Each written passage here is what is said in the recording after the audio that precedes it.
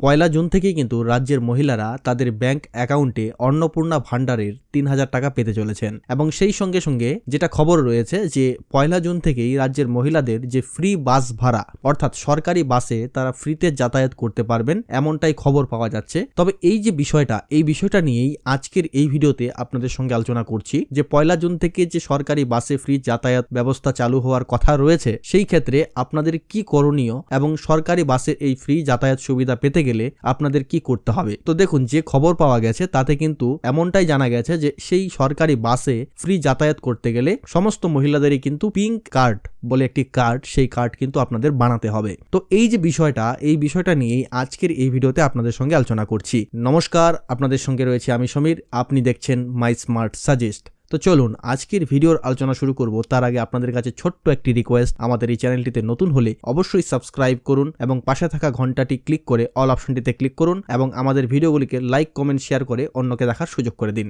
দেখুন, যেটা খবর রয়েছে যে পয়লা জুন থেকেই কিন্তু রাজ্যের মহিলাদের জন্য সরকারি বাসে ফ্রি যাতায়াত ব্যবস্থা চালু হতে যাচ্ছে। তার সঙ্গে সঙ্গে এই সরকারি বাসে যে ফ্রি যাতায়াত ব্যবস্থা চালু হবে তার জন্য মহিলাদের একটি পিঙ্ক কার্ড দেওয়া হবে রাজ্যের মহিলাদের। তবে পরিবহন দপ্তরের পক্ষ থেকে এই প্রকল্প বাস্তবায়নের যে প্রস্তুতি, সেই প্রস্তুতি কিন্তু ইতিমধ্যেই শুরু হয়ে গেছে। এর জন্য যে প্রয়োজনীয় গাইডলাইন, সেই গাইডলাইন কিন্তু তৈরি করা হয়েছে এবং সরকারি যে বাসগুলি রয়েছে তার সমীক্ষা কিন্তু ইতিমধ্যেই করা হচ্ছে। শহর এবং গ্রাম উভয় অঞ্চলে প্রতিদিন কত সংখ্যক মহিলা সরকারি বাস ব্যবহার করেন সেই তথ্য কিন্তু সংগ্রহ করা হচ্ছে। তবে যা তথ্য পাওয়া গেছে সেই তথ্য অনুযায়ী শুধুমাত্র কলকাতাতেই কিন্তু 1,80,000 মহিলা রোজ সরকারি বাসে যাতায়াত করেন এবং সারা রাজ্যের যে সংখ্যাটা সেটা কিন্তু প্রায় 4 লক্ষের কাছাকাছি। তবে এই যে সরকারি বাসে উঠতে গেলে আপনাদের যে এই পিঙ্ক কার্ড বানানোর কথা বলা হয়েছে বা যে পিঙ্ক কার্ডটি লাগবে তার যে বানানোর প্রক্রিয়া বা আবেদন প্রক্রিয়া যেটাই বলুন না কেন সেটা কিন্তু এখনো পুরোপুরিভাবে চালু হয়নি। তবে প্রাথমিকভাবে যেটা মনে করা হচ্ছে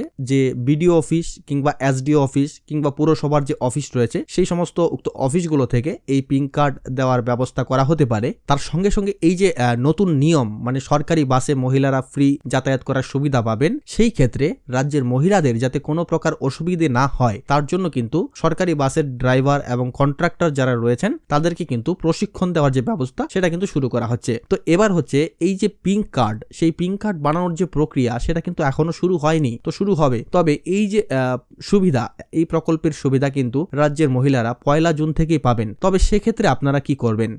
তবে দেখুন, সেক্ষেত্রে আপনাদের কিন্তু আপনাদের আধার কার্ড কিংবা ভোটার কার্ড এটি সঙ্গে নিয়ে যেতে হবে। তো আপনারা যতদিন না পর্যন্ত এই পিঙ্ক কার্ড বানানোর প্রক্রিয়া শুরু হচ্ছে বা পিঙ্ক কার্ড বানাতে পারছেন ততদিন পর্যন্ত কিন্তু আপনারা এই আধার কার্ড এবং ভোটার কার্ড আপনারা যখন বাসে দেখাবেন তখন কিন্তু আপনারা সেই বিনামূল্যে সরকারি বাসে ভ্রমণ করতে পারবেন। তবে এই যে পিঙ্ক কার্ডটি যখন আপনারা বানাবেন তখন কিন্তু আপনারা যখন কোনো সরকারি বাসে চাপবেন তখন সেই পিঙ্ক কার্ডটি দেখালে বাসের যে কন্ট্রাক্টর যিনি থাকবেন তিনি কিন্তু একটি 0 টাকার যে টিকিট সেটা কিন্তু তিনি ইস্যু করবেন। এবং তো এখানে সবচেয়ে বড় বিষয় যেটা হচ্ছে, যেহেতু এখনো এই পিঙ্ক কার্ড বানানোর প্রক্রিয়া চালু হয়নি এবং এই যে প্রকল্পটা কিন্তু পয়লা জুন থেকে চালু হওয়ার কথা রয়েছে, তবে সেক্ষেত্রে কি হবে? তবে সেক্ষেত্রে আপনারা আপনাদের যে আধার কার্ড কিংবা ভোটার কার্ড সেগুলো সঙ্গে করে নিয়ে যাবেন। যখন কোনো সরকারি বাসে চাপবেন তখন আপনার আধার কার্ড কিংবা ভোটার কার্ড শো করবেন, তখন এই আধার কার্ড এবং ভোটার কার্ড দিয়ে আপনাদের কাজ চলবে। যতদিন না পর্যন্ত